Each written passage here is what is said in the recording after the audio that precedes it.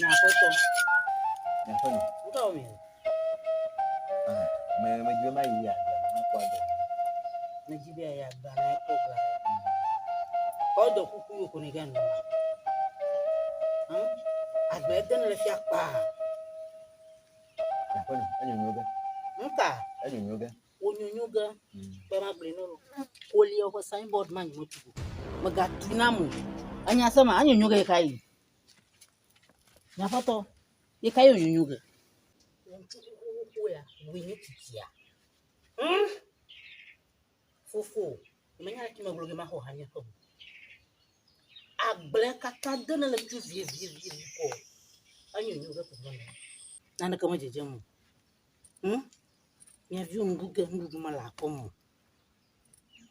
Kuri wontu huya winyi titia. Fufu to na ma bloge ma ba ho ba. Ala ba apobu no blogu apobu manya. Agble Nyigba he dogo ku no ti we nyi chichia na ko Nyigba popo jajangba shagba ko ba nyonyo ga Anyonyo ga ngachijio ayo zube echiare jafa ya makaba tawe magachijio ina nya hama churen chikaba tamagachijio anyonyo ga ape ya makija ina churen Anyigba popo ngong nya foto awi nyi chichia ko no view ko mara nduroli bo sople jora nduroli gbelimu abli odram odun kakakpo nya foto fa sede kai na yo ti agble ni beri agble damo le ri na ko Nyigba tonai ya de per ka pove de kalu eve na ihana ma de tokpo no kpo nuelem na mi ho mi akpo bliviara dara vadia rula ayi blend ma sia kwa ema do akla no baga kunya pinya do ajechu tawe magachijio emejo eje go gani alo de na bloga ni kakara jitoi na no nya ban bu mala ho ne so do e play view tai bi adai fa gbala pove ya na ba de to na fa ton le ko to mi garo ta manya de mi kasaga ko de na bloga ni ina na bon no ra sia na ala bon mo ko no yo merci keri ma agara gbala ema kwa able na likule rukma na ya sia na ga fala na fama nyero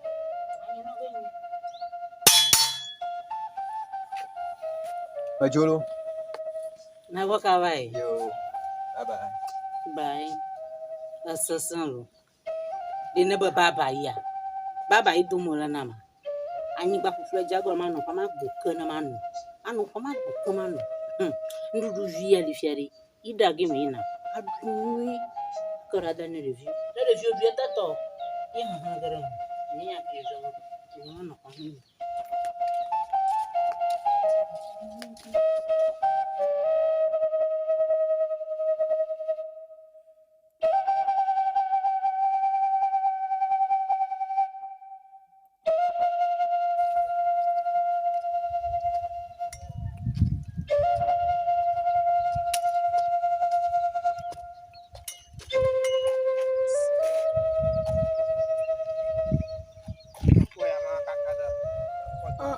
Amanyo amana ko baba jiola kuma sia fie ya tafa okay wede yo dagbe awo dagbe atuba baba jio mi alo susuru ko fi ya tafa kalke ina dia ha le dagla jile fie ma bari neme tro ado ba ma ba tukbo ni ma ba tukbo ha mala fa mana ba okay on topo hogudo mama na nchore fi fa gun nko ni mo ba ko pesa blaja ko ma ko be di chara ko awu ma nwe yo foji ko male ka nane o susuru ko jile le pora mi ko kano yini metro ga tiana metro kwa ni maga tukbo ha nya dubula fam okay yo nya dubula kana baka yo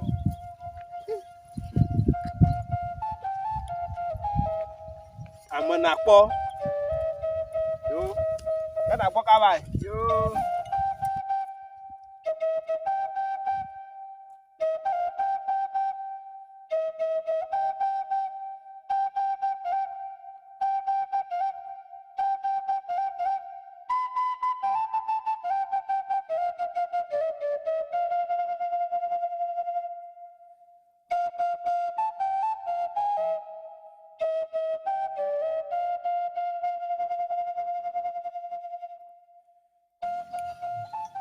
Yo, amanakpo. Where's all? Yo.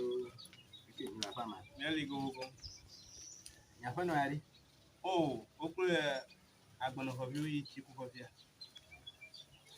Ta de ha plero. Oh, wa mo bai. Ya gbonye fa fare kwe. Abenyi choma dogo la moji nyi chodo nya zaru. Me nyare ke o.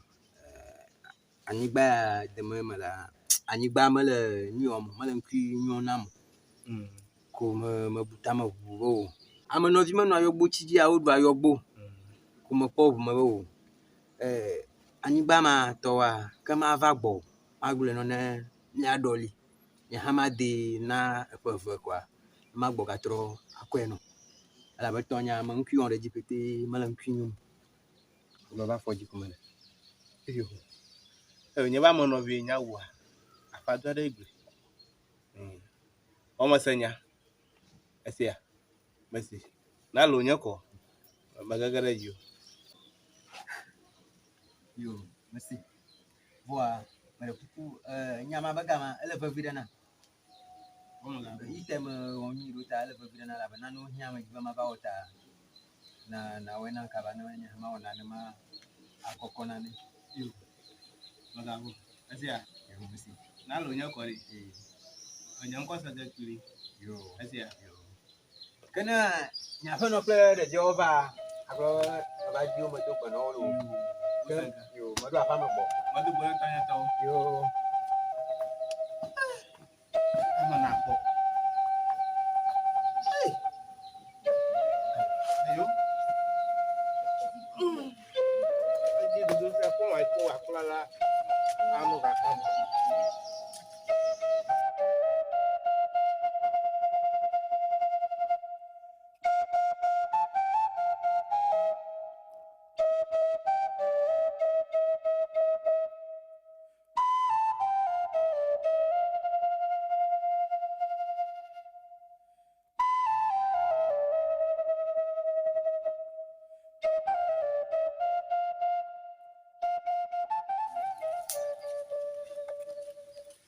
Akono.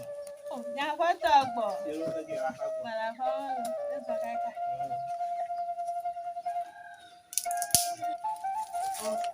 Aja ka lo so mo. Ah, lo kuma dojo kuma le kudoro.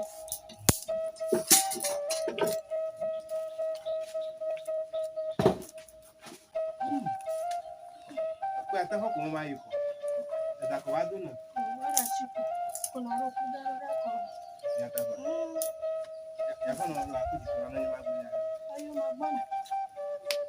Eso ya bebo.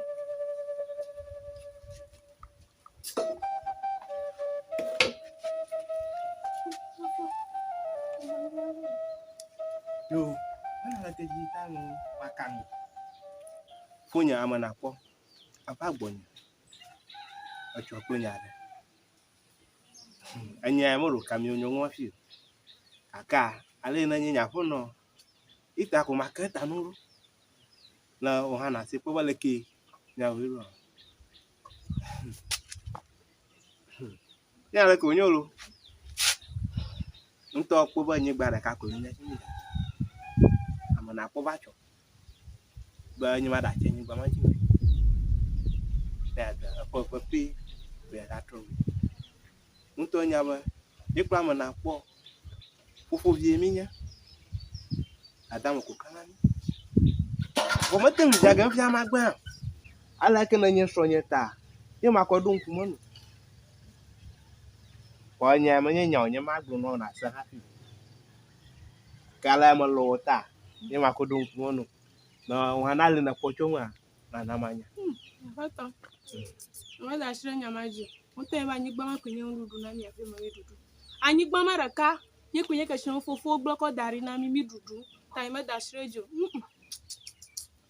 Ah, Kwenyero. ya kwato mo be nyoma da shrejo la. Ofo ye mi ye. Baba aola ye kwenye ke shon wakata na mi la. Yo masi. Mwana. Oma akuni. Sia. Mwana. Dake agbona habide. Tanya bonya jiku la da de bo. De via wi galo. Aduna na fi e ibodo wa. Ayi. Kama bwana. Agalo jitu vya kwa. Akuchara akoda.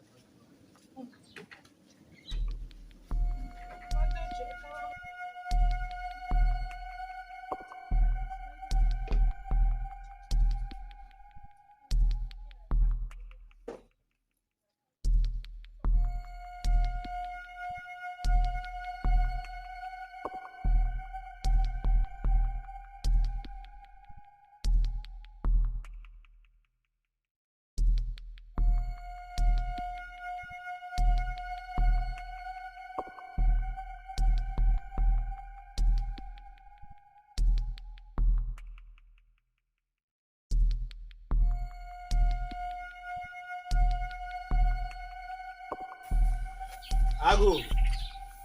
Ago ama. Ebio toria. Mi la filo. Ha. Eke mi la fa bo. Hello. Toria wezo. Yo. Raison. Yo to. La plan à cause qu'il y avait là.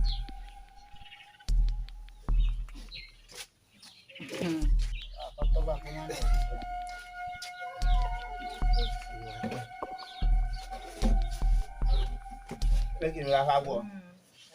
Yo. Devio to gari. Ah, bottom. C'est la fois bofia.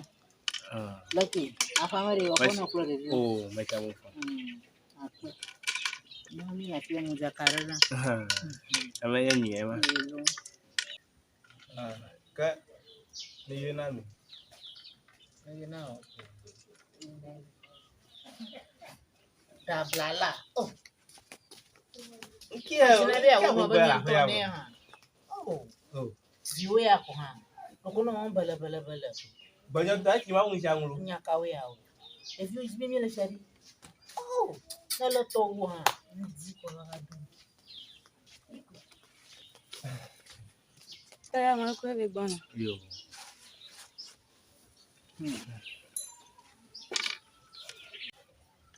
Toria magararia. Oh.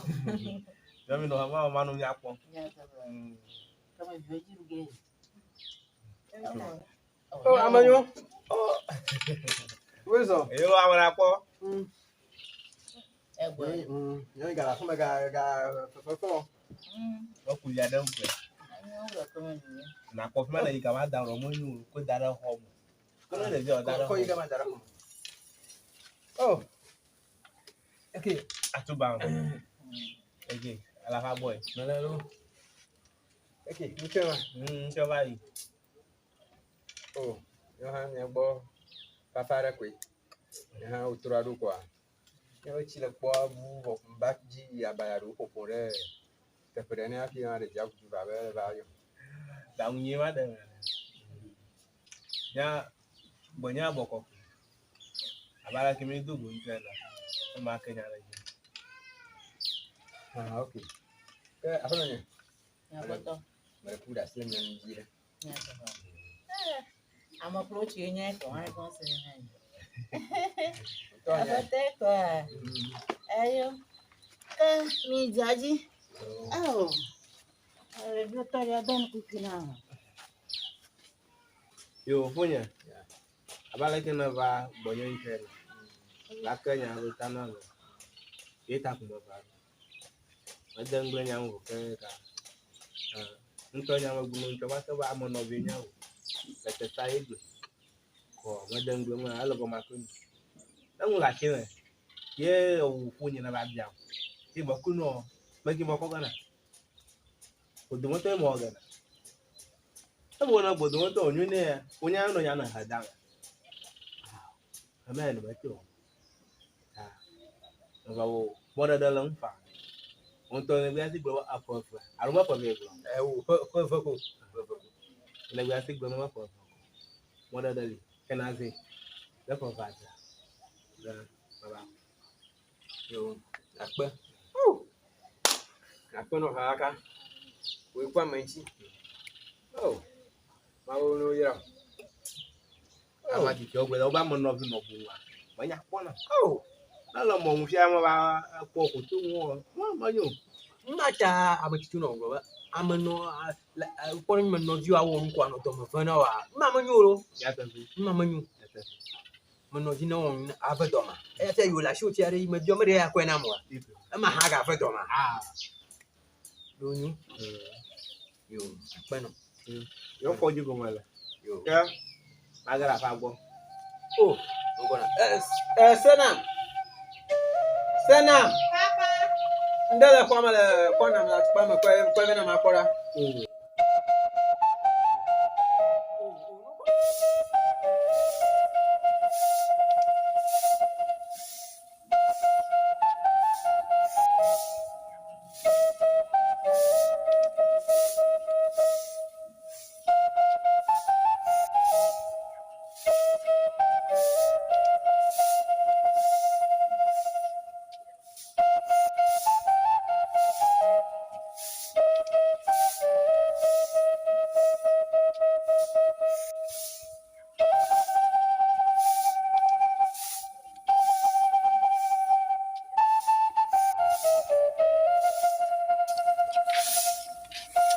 Nyafoto ko.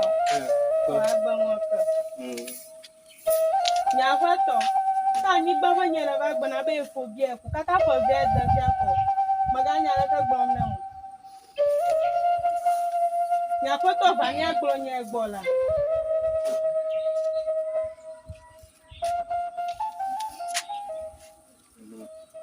Maba Nyigbanya na gbona be fo bi e na ku nya fo be de maganya la ka gbon na mo de.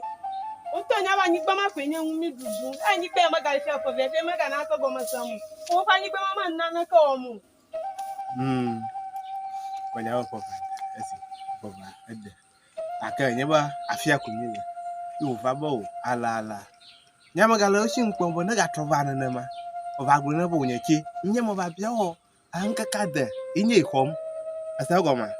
Oto no ko Nyigbama na fe fo fe afo ma ro sasan na mi. Hello. Fo fa Nyigbama ma na na ka o mu.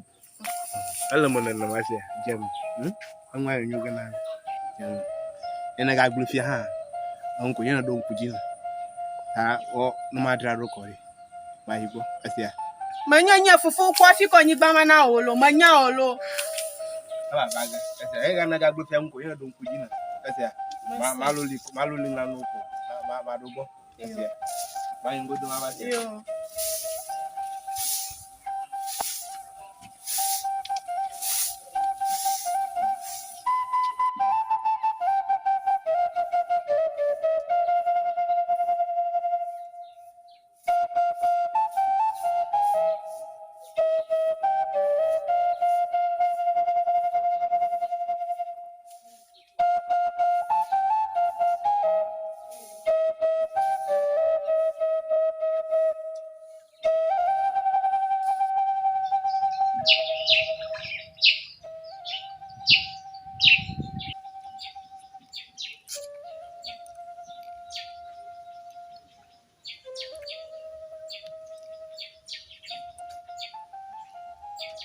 Ago we.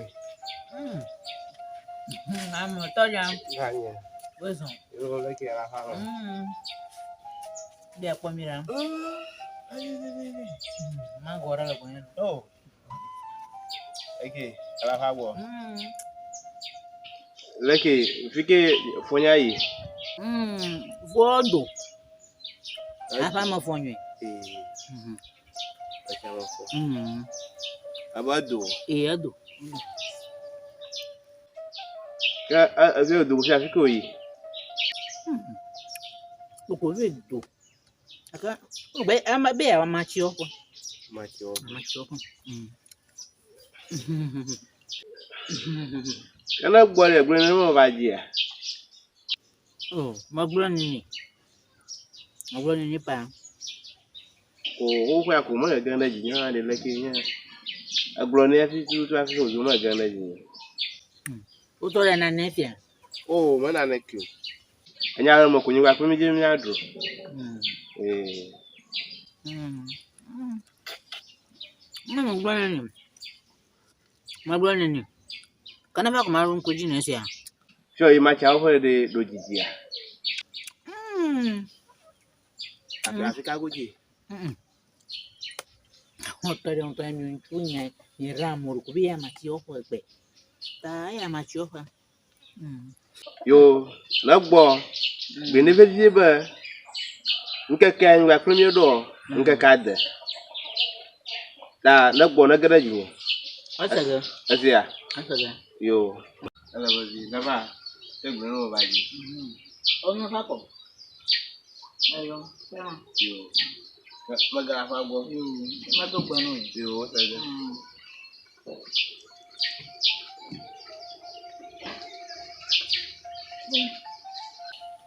Ama fo mo gbo vi yen no. E tun ko ba ji gbo vi.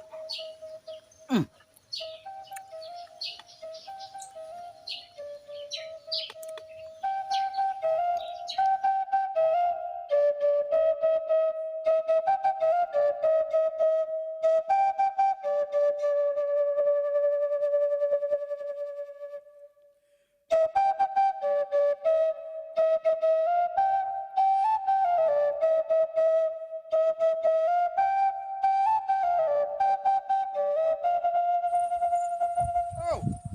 Ahora ko. Anyo. Va. Okay, ado go vira. Okay. Agba ma. Opo ko mo che mo ba de gbara fa wonu ko mo po. Ya mo me na da gbo mo ko ba du gun ta afia. Awo.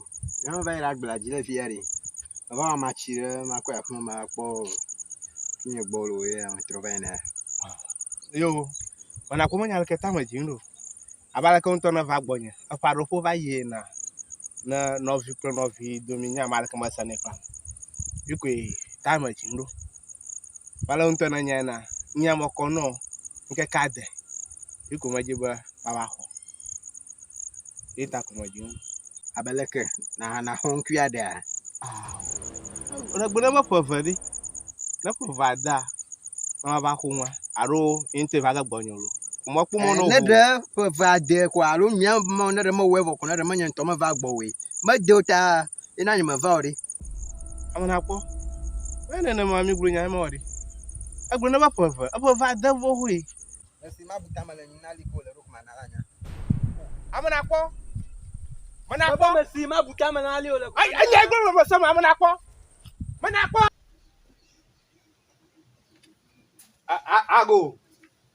Ago. Ama. Oh.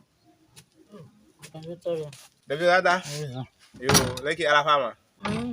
Oko tori. Ado, ay agbla. Ado ya agbe. Na gbogun ne mo baji. Na gbogun ne mo baji. Na gare jin afo fifi da. Na gbo fifi da ko na gare jin. Asaga. Nka vili mo va renchi yen. Na gbona baji. O to kla hovi manya.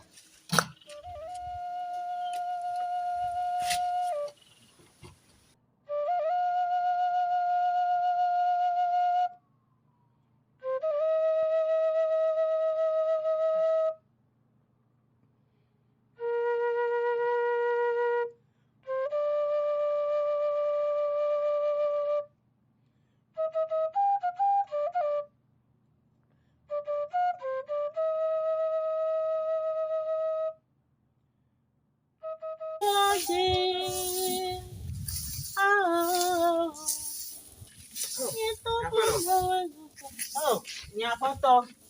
Apa? Lucky.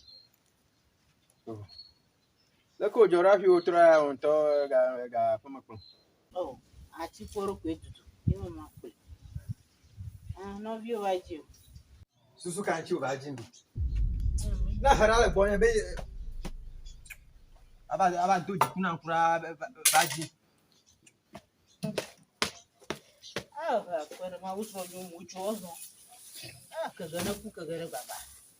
O mucho vi, mas o cara. Aí ora ma. Boa ba.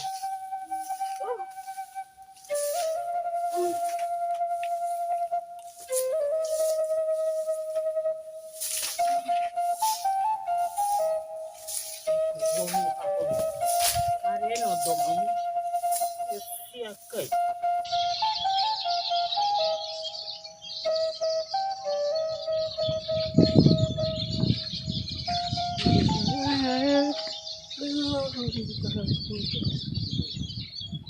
Ama na akpọ.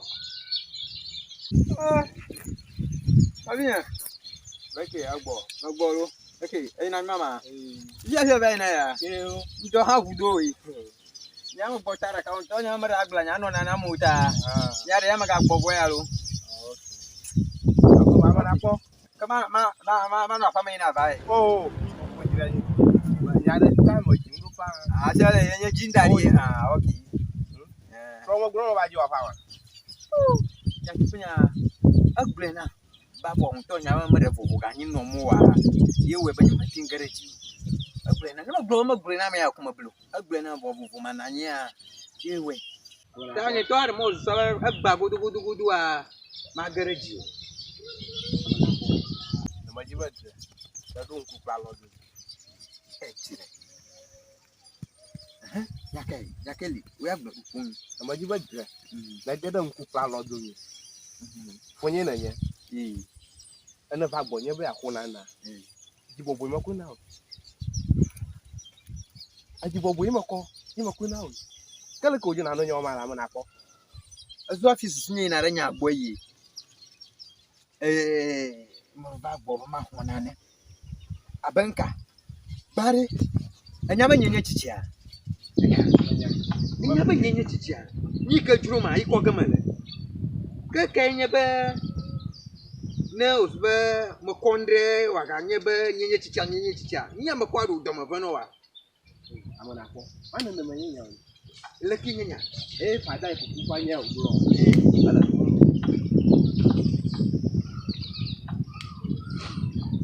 fada ikukupa nya yo gboro wa Ala to mo no ife yin ja mo wa na. ore timila maganya fada ga nchoge na mi ore maganya papa ga ndoge na mi ba mi wore ha chinya ha machi nya ntum nya me ba lolo nwi da nwi nyu na ma ye mekwe mokwani gbara ha akode afue Mana ko na anyanya chichi anya ko ngba na kwoba ma yi ko manyua atantu hore jile fme fma hotu atantu hore fme Amo na ko na ma gbe na ba na mi ma.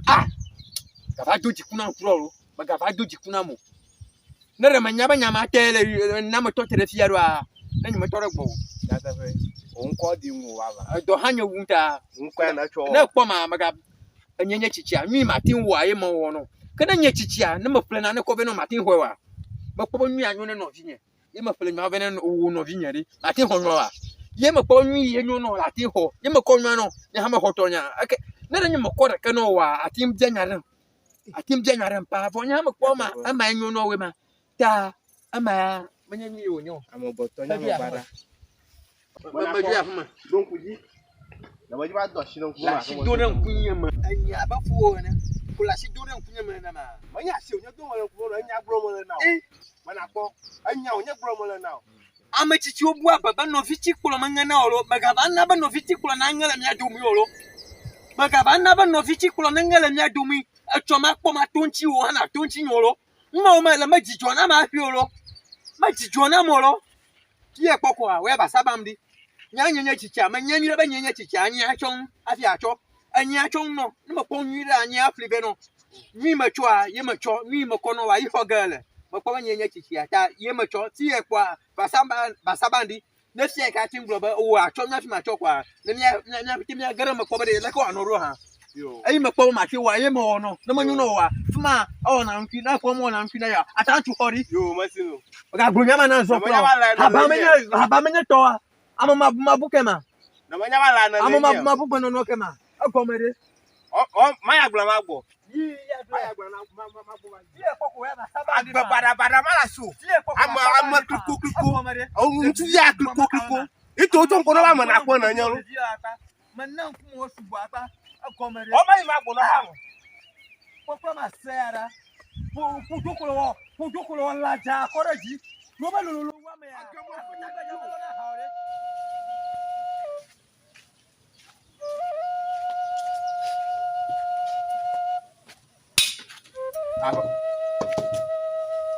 Abo no. Oh, na photo agbo. Eke no mwe. Ngejo. Domoro fi ma fi anu. Domoro nyo e fun ati ton nya. Na mo nya gbo ga dala pon. Ya fun no nyi ma gbo nya. Agomode. Agomode. Agba ma do go fonya. Lomo jigba ko ina agba mo do go agba ko o. Afonya ko mo to mo chunya o kata bi ko ba nyigba mo fe. Nyigba mo fe. De ka ba ma. Na nyi mo lo ma iba to ko ha ma ji. Iba o. Ni na va agbo na. Abo foina. But to hold that she no ko. Osu wa zo fa na wa to ko ha ma ji ha. Do me fa ma no ma fi agbo ma mo gba. No ma fi agbo ma. Ovo toga mo jagba olu. Toga mo jagba kro. Ni ko va bi oko. Ye kwenye ma jagba. Ya fo no gbogbo na. Ala nya photo. Ojina didi ese. Ojina didi madakuku. Wana nka chokore na ira du fiagbo na be mbule ni ese. Ojina didi madakuku.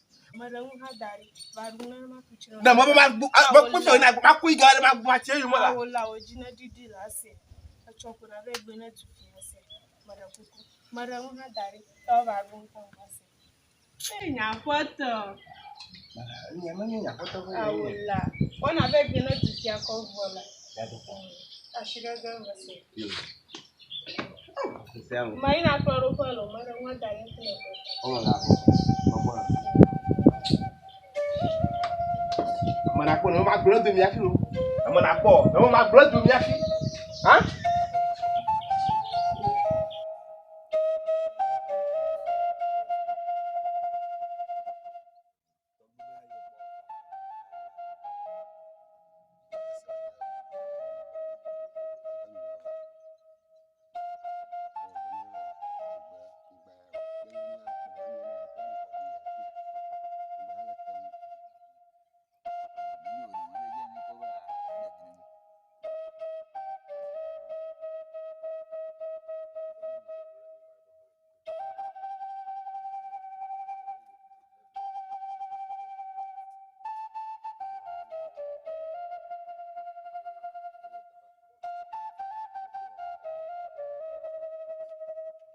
Ago.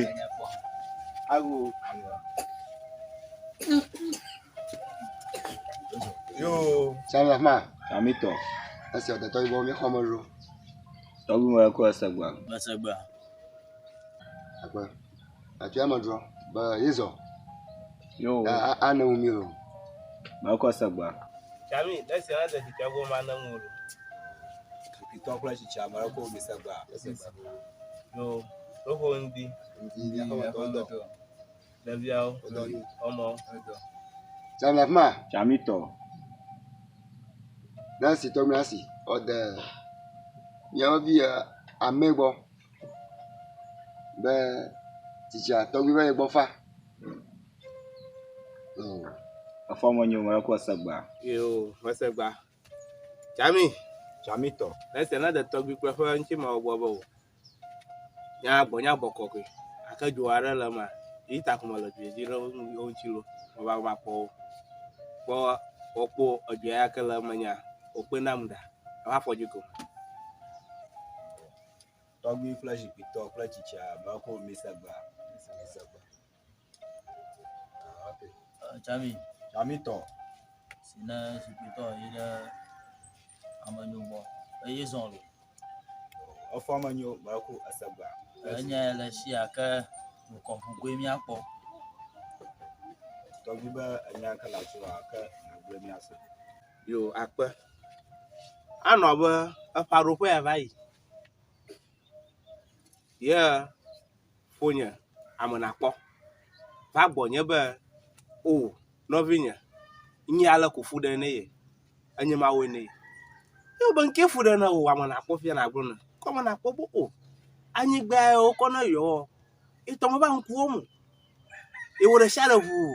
ah o le dagble ma na ke po enye ma tonya vivi o ma ke ma ku ma re tonya ne ya da po fe ko ama gbo ko ya ga tru na ma pe be ni wa pre nya fofovi en la shinye e fo nya bia mo mo ko ge no fiko na ko ge le ko mi agble fofovi toy mo twa sha da nwa enti na fo nya ko afọ bàbá yìí wọ́n la fún mi àmọ́ na kójọ́ bọ́ bàbá gẹ́mọ́ bàbá wọn kójọ́ fi wọ́ bàbá gẹ́mọ́ bàbá wọn ń kí yẹn tọmọ tó fọ́ tó yà fáwọn ṣe gbé fún ẹ̀ náà wọ́n bá pè ọ́ tó lé ọmọ yìí àwọ̀ náà lé ọmọ báyìí hàn náà wọ́n ga pọ̀ wọn mi tó gòlò mọ́jú tó wọn báyìí yẹn tó o ní pínlẹ̀ fún yẹn mi nọ yín mọ́ tún yẹn agbóni kò fún yẹn kò dẹ̀ dúró jìyàn bàràbàràbàrà kò ẹ̀yẹ ogbó mọ̀ bá la náà mo bá yẹn agọ́ wọn sẹ́wọ̀n afọ Yorùbá gbọ̀ yẹn má ní ma mọ̀ pé ní má fi ko imo ko nya ko ba mi de tatu wana mi ya pole ko no togbi ya gbeja ni Oh, togbi ji pito kula chicha marako misagba. Chami To. Nasia na de amanyogbo rova forsama lo alo rokokonya ve vanenya ade tumena ala bana rororo yelia na miawe ya Afọ manyo marako asagba. yo merci chami let's say the togbi kula afọ nchi mo gbo ba na mo fonya sabamu fonya na mo te sabago ka bon do mo kunya wonu de tumena mi na wona le dia wona mi ya no we na mi ita ko mo ba Togbi marako misagba. merci Chami to. madoga fifila na yida fo papa ma amana kpogbo no ni ba mahiani na fia sama fifila na kloro adu na va fifila asenya Yo togbi. Ka marako mai mava.